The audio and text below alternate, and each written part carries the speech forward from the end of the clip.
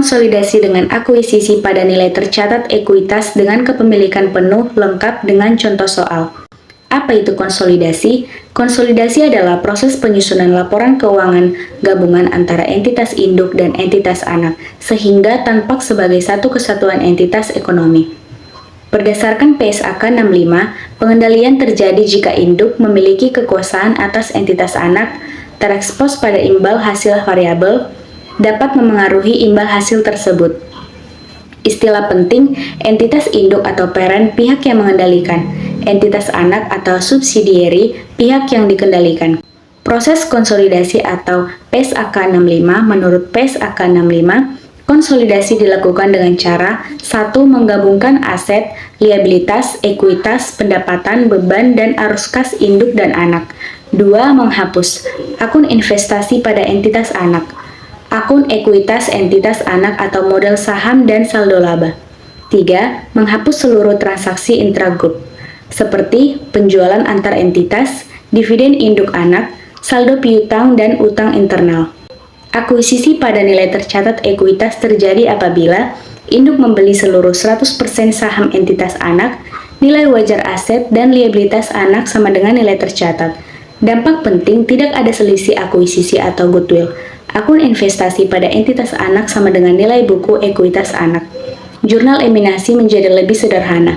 Prinsip eliminasi utama dalam metode nilai tercatat ekuitas. Eliminasi inti terdiri dari 1. Eliminasi saat akuisisi, modal saham, saldo laba di debit, investasi pada anak di kredit.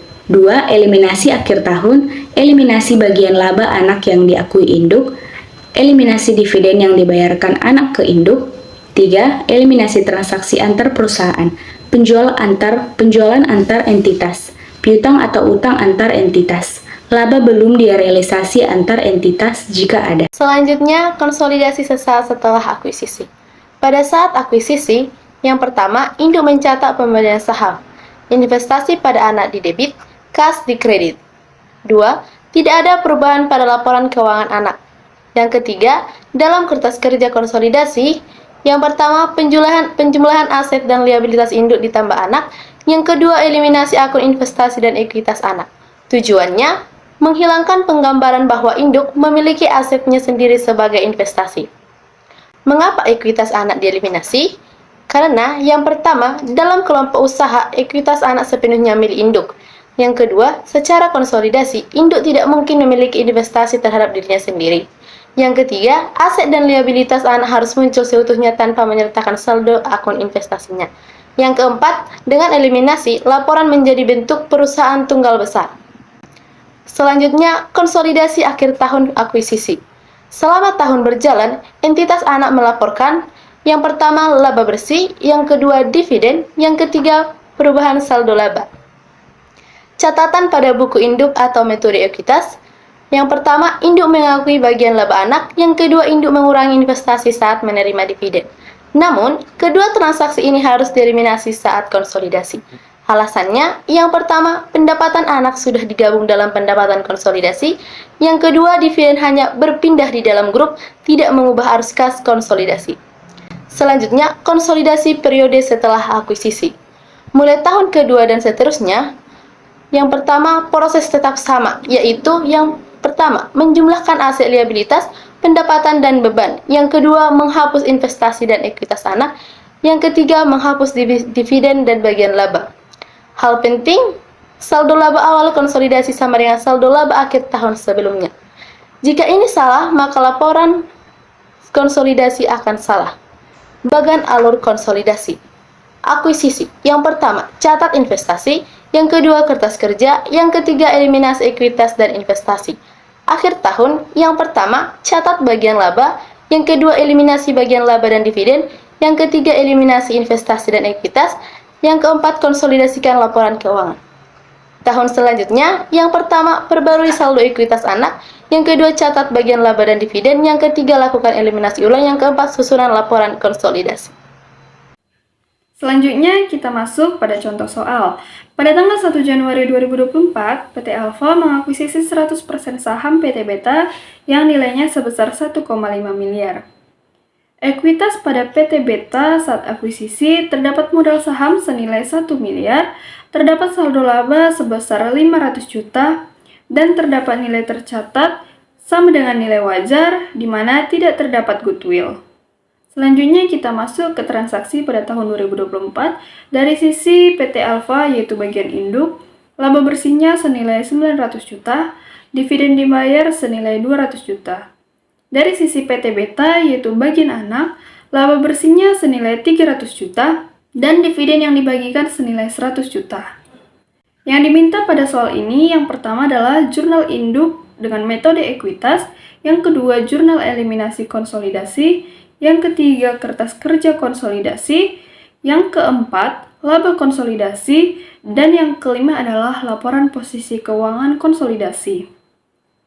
Langsung saja kita masuk ke penyelesaian contoh soal untuk jurnal di induk. Pada saat akuisisi, jurnalnya adalah investasi pada PT Besta senilai 1,5 miliar di sisi debit dan kas di sisi kredit senilai 1,5 miliar.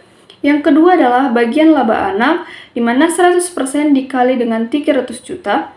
Jurnalnya yaitu investasi pada PT Beta di sisi debit senilai 300 juta, bagian laba anak senilai 300 juta di sisi kredit. Yang ketiga adalah penerimaan dividen. Untuk jurnalnya adalah kas di sisi debit senilai 100 juta dan investasi pada PT Beta di sisi kredit senilai 100 juta. Yang kedua, penyelesaian jurnal eliminasi.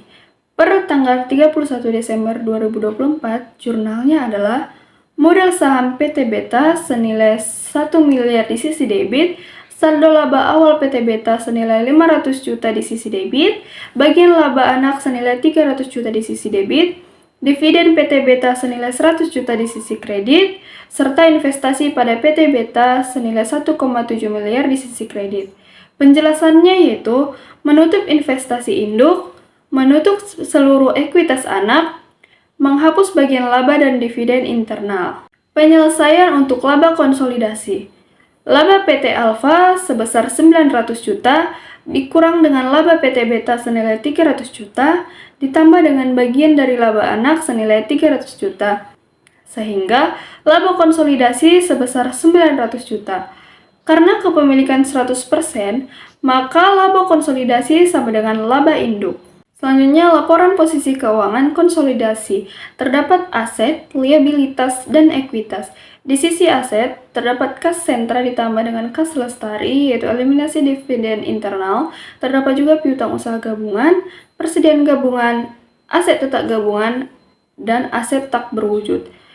Pada sisi liabilitas, terdapat utang usaha, utang jangka panjang, dan di sisi ekuitas terdapat modal saham Alfa, dan saldo laba konsolidasi Alfa. Sebagai kesimpulan, yang pertama, konsolidasi diperlukan untuk menampilkan entitas induk dan anak sebagai satu kesatuan. Yang kedua, pada kepemilikan penuh, konsolidasi lebih mudah karena tidak ada NCI.